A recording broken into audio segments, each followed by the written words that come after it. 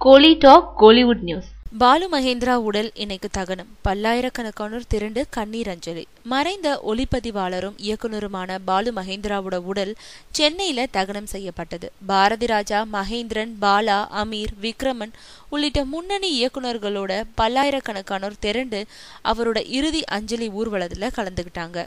சென்னை சாலிகிராமம் இந்திரா நகர்ல உள்ள தன்னோட வீட்டுல தூங்கிக்கிட்டு இருந்தப்போ பாலு மகேந்திராவுக்கு நேத்து காலை 4 மணி அளவுல மூச்சு திணறல் ஏற்பட்டது. இதையடுத்து அவர் உடனடியா வடபழனியில இருக்க தனியார் மருத்துவமனையில அனுமதிக்கப்பட்டாரு. அங்க தீவிர சிகிச்சை பிரிவுல அனுமதிக்கப்பட்டிருந்த பாலு மகேந்திராவுக்கு தொடர்ந்து சிகிச்சை அளிக்கப்பட்டது. அவரை பரிசோதிச்ச டாக்டர்கள் அவருக்கு மாரடைப்பு ஏற்பட்டதன் காரணமா தான் மூச்சு திணறல் ஏற்பட்டதா சொல்லியிருக்காங்க.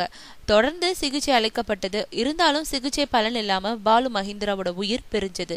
திரையுலகினர் கண்ணீர் அஞ்சலி.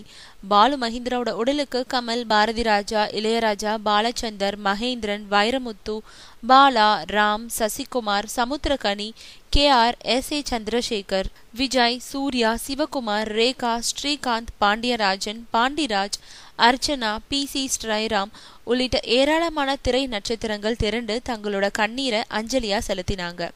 முன்னதா நேற்று நடிகை மௌனிகாவை பாலு மகேந்திராவுக்கு அஞ்சலி செலுத்த விட மாட்டேன்னு இயக்குனர் பாலா பிரச்சனை செஞ்சாரு. தொடர்ந்து அவர் அஞ்சலி செலுத்த நேற்று இரவு 3:30 மணி வரை பேச்சுவார்த்தை நடந்தது. பின்னர் ஒரு வழியா அவர் அஞ்சலி செலுத்த அனுமதி கொடுத்தாரு பாலா. பின்னாடி இன்னைக்கு காலையில தன்னோட குடும்பத்தோட வந்து பாலு மகேந்திராவுக்கு கண்ணீர் மல்க அஞ்சலி செலுத்திட்டு போனாங்க மௌனிகா. பின்னர் அவரோட உடல் இயக்குனர்கள் சங்கம் சார்பில் ஏற்பாடு செய்யப்பட்டிருந்த சிறப்பு அலங்கார ஊர்தியில வடபழனியில இருந்து போரூர் மின் மயானத்திற்கு ஊர்வலமா எடுத்து செல்லப்பட்டது. இந்த இறுதி ஊர்வலத்துல பாரதி ராஜா, மகேந்திரன், பாலா, அமீர், விக்ரமன் உள்ளிட்ட இயக்குனர்கள் சங்கத்தினரோட பல்லாயிரக்கணக்கானோரும் கலந்துக்கிட்டாங்க. பின்னாடி பாலு மகேந்திராவோட உடல் போரூர் மின் மயானத்துல வச்சு தகனம் செய்யப்பட்டது. அவரோட மகன், பேரன் மற்றும் குடும்ப உறுப்பினர்கள் முன்னிலையில உடல் தகனம் செய்யப்பட்டது.